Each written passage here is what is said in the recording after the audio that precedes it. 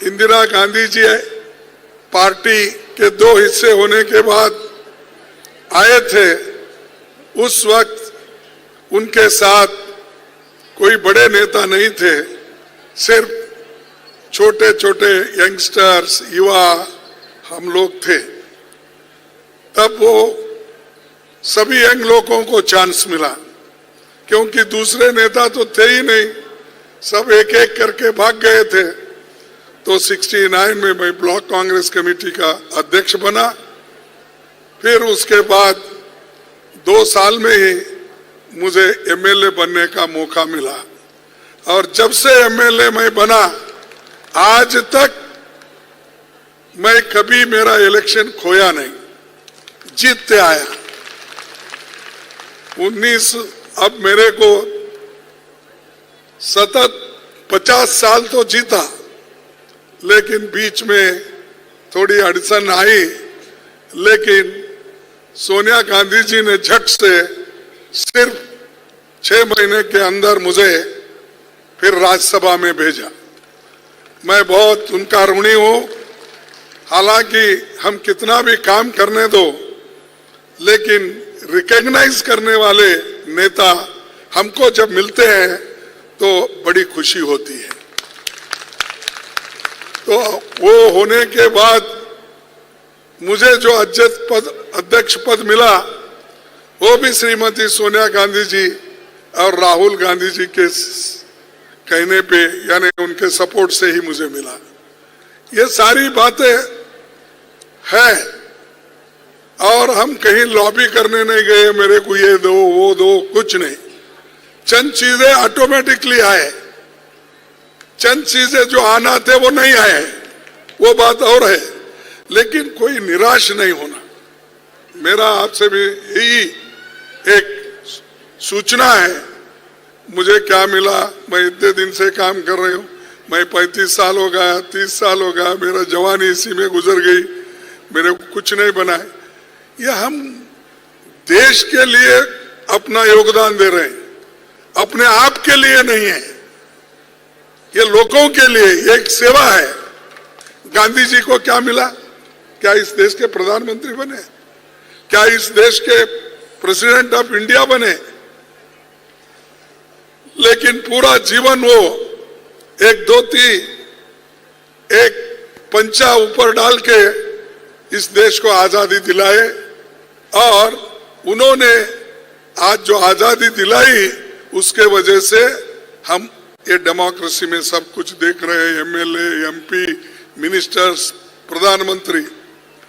इसीलिए मैं कभी कहता हूं कि बार बार जब मोदी बोलते हैं कांग्रेस ने क्या किया, वो क्या है मुझे मालूम नहीं, बार बार वही करते। 70 साल में क्या गए, अब जरा भूल गए। अरे 70 साल में बार बार हमको बोलते हैं, उसमें तो मोरारजी देसाई भी, अटल बिहारी वाजपेयी भी,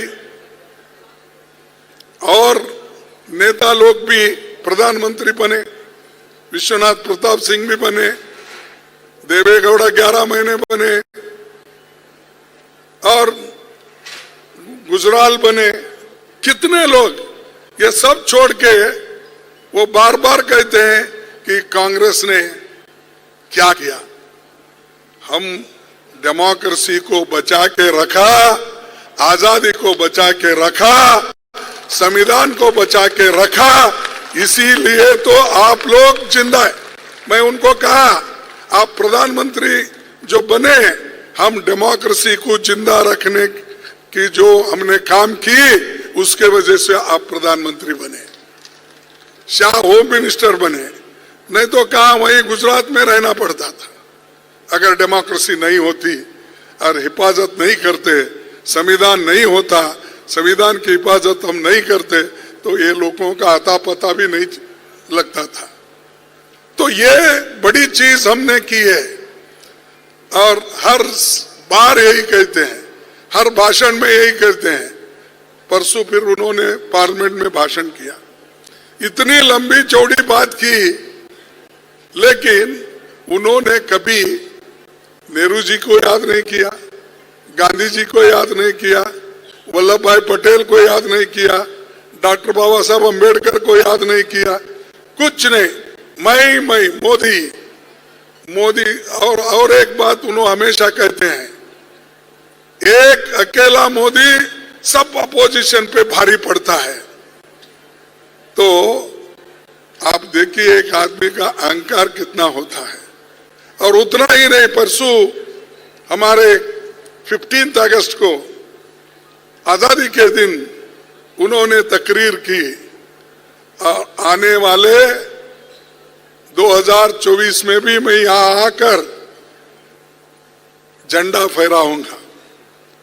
फिर कोई पूछे मेरे को, क्या मोदी जी तो ऐसा बोल रहे हैं झंडा फिर से अपने लाल किले पे चढ़ाएंगे?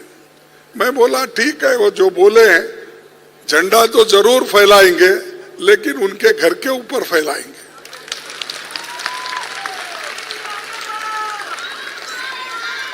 लाल किले पे नहीं, अपने घर पे जरूर चढ़ाएंगे। और शाह अपने पत्नी के साथ अपने घर पे चढ़ाएंगे। अरे ये आप कहते हैं, जो देश के लिए एक पार्टी आज लड़ के आपको आजादी दिलाई, उसके बारे में बार बार ये बात कहते हैं।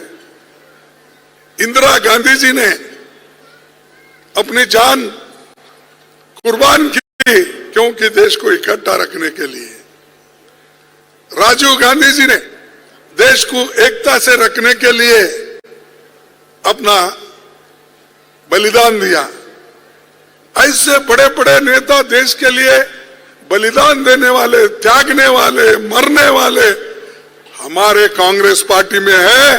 तुम्हारे पास कौन इस देश की आजादी के लिए मर क्या किए? देश को एक रखने के लिए क्या करे? मणिपुर उधर चल रहा है, लेकिन एक दिन इन्हों झांके नहीं उधर। मणिपुर में आज ऐसा हो गया है, ट्राइबल में झगड़ा लगा है, हर गांव में झगड़ा लगा है। मणिपुर के 2 टुकड़े होने को आए हैं, ये सब काम वहां चल रहा है। तो मणिपुर के बारे में हमने कहा, आपने आके मणिपुर के बारे में बोलिए, पार्लियामेंट में बोलिए। हमने बहुत उनको रिक्वेस्ट किया, लेकिन वो नहीं आए। लोकसभा में आए जब अविश्वास प्रस्ताव वहां रखा गया, नो कॉन्फिडेंस मोशन, उस वक्त आए। अब राज्यसभा में नहीं रख सकते हम, क्योंकि वहां वो रूल्स नहीं है। तो और हम क्योंकि वो चुने हुए लोकसभा से होते हैं, तो वहां पर ही वो कर सकते हैं। तो हमारे पास तो उधर देखे भी नहीं। अरे एक ही प्रीमाइसेस में है, एक तरफ लोकसभा है, एक तरफ राज्यसभा है, लेकिन उधर झांक के भी नहीं देखे। और वो ये समझे कि राज्यसभा में जाना ये पाप है, इसीलिए उधर कदम भी नहीं रखे। और इतने लोग, 300 के नजदीक लोग मारे गए, 600 से ज्यादा लोग घायल हो गए, 6000 से ज्यादा घर जल गए, जलाए गए, मोटर, गाड़ी, स्कूटर, एवरीथिंग। उसका भी पता नहीं, वहां पर उसके बारे में भी नहीं बोले, मुंह नहीं खोले। मुंह जब खोले लाल किले